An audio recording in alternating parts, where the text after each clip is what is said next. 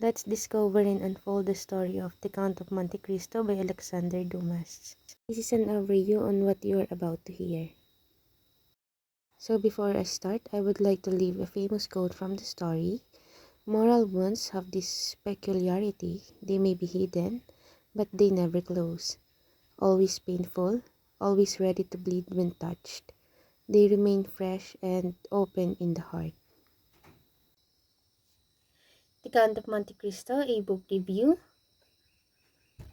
The Count of Monte Cristo by Alexander Dumas is a fantastic whirlwind of unforgettable characters and interweaving storylines that left me awestruck and yearning for an even deeper glimpse into this world of treachery, romance, adventure, and mystery. This book is as deceivingly witty as it is overflowing charisma and has nestled its way to a special place in my heart, and it is one of the best novels that I read.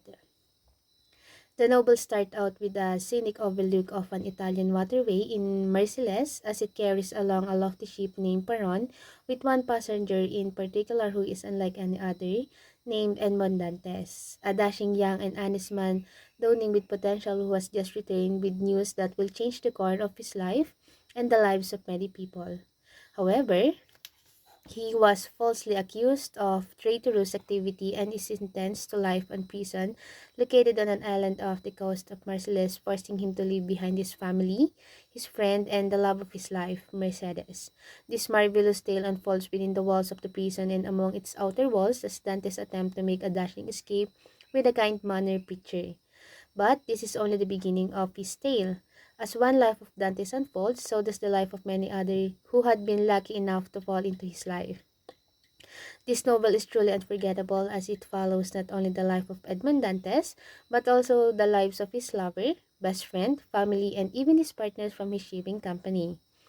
And filled to their brim with treacherous plots, revenge, heartache, mystery, and pirating.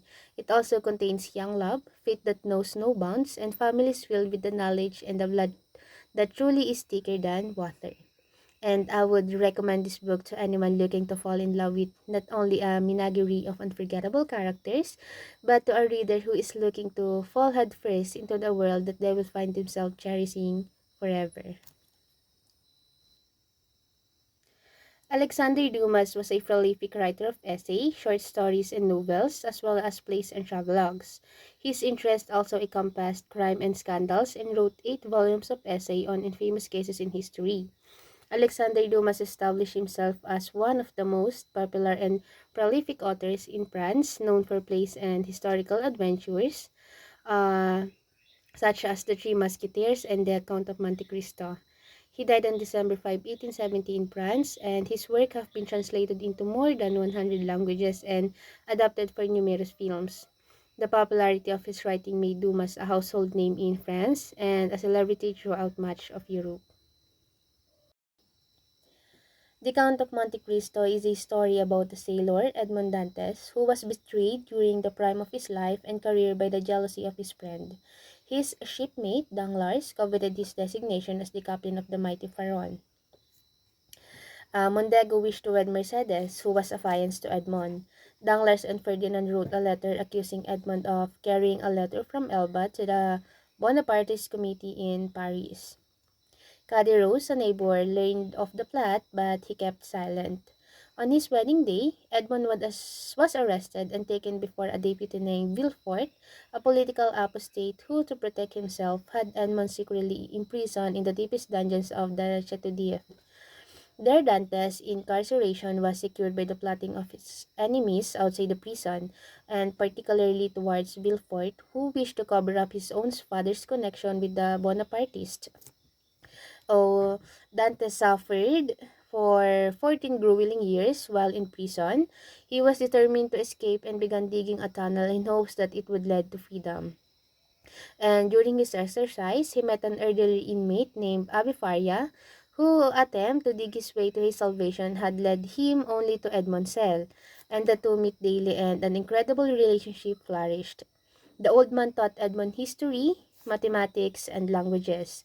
In Edmond's 14 years, Faria became mortally ill, and the wise elder told Edmond where to find a messy, buried fortune. And when Faria finally died, his body was placed in a burial sack. Edmund seized the opportunity of escaping and replaced Faria's corpse with himself.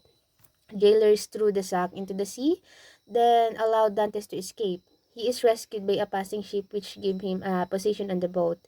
And after paying homage for the noble act, Dantes recovered and buried treasure and became extremely wealthy. And he returned as the mysterious Count of Monte Cristo and dazzled all of Paris with his extreme wealth and social graces, and also he ingeniously managed to be introduced to the cream of French society, among whom he goes unrecognized. But Monte Cristo, in contrariety, recognized all of his enemies, which are all now powerful and influential men. Therefore, he was slowly plotting the ruin of the four men who had caused him to be sent to the Chateau d'If. Then Ferdinand, one of his friends, had married Mercedes and was now the Count of the Morcerf. Monte Cristo released information to the press that proved that Morcerf is a traitor and Morcerf is ruined socially. Then Monte Cristo destroyed Morcerf's relationship with his family, whom he really adored. And when they leave him, he was so distraught that he committed suicide. To revenge himself on Caderousse, Monte Cristo easily trapped Caderousse because of his various greed. And Monte Cristo awakened this greed with the gift of a diamond. And then later on, urged by his wife, Caderousse committed robbery and murder. Now escaped from prison, Caderousse unsuccessfully attempted to rob Monte Cristo, and the Count watched as one of the Caderousse companions mortally wounding him. And as the man lay down, Monte Cristo exposed his true name, Edmond Dantes. To revenge himself on Danglars, who loves money more than itself, Monte Cristo ruins him financially. To revenge himself on Villefort, Monte Cristo slowly reveals to Villefort that he knows about a love affair that Villefort had a long ago with Madame Danglars. He also revealed to himself by hints that he knows about the illegitimate child who he fathered, a child whom Villefort had believed to be buried alive. And the child lived, however, and was now engaged to Madame Maule Danglars, who is really his half-sister. So, ironically, Villefort's wives proved to be more villainous than her husband, for she poisoned her parents and her daughter so that her real son can have the full inheritance. And Villefort, however, discovered the plot and threatens to kill her if she doesn't do it herself. So she kills herself and her son, and the Count had rescued Valentine from a drug-induced coma and reunited with her love, Maximilian, on the island of Monte Cristo, leaving the two young loves his entire fortune. And then the Count sailed off into the sunset and never to be seen again. Characters: Protagonist: Edmond Dantes, a merciless sailor, mate of the Pharaon, afterwards Count of the Monte Cristo, assuming the names of Lord Wilmore, Abbe Busoni, and Sinbad the Sailor. Antagonist: Ferdinand Mondego, Mercedes' cousin, afterwards Count of the Morcerf.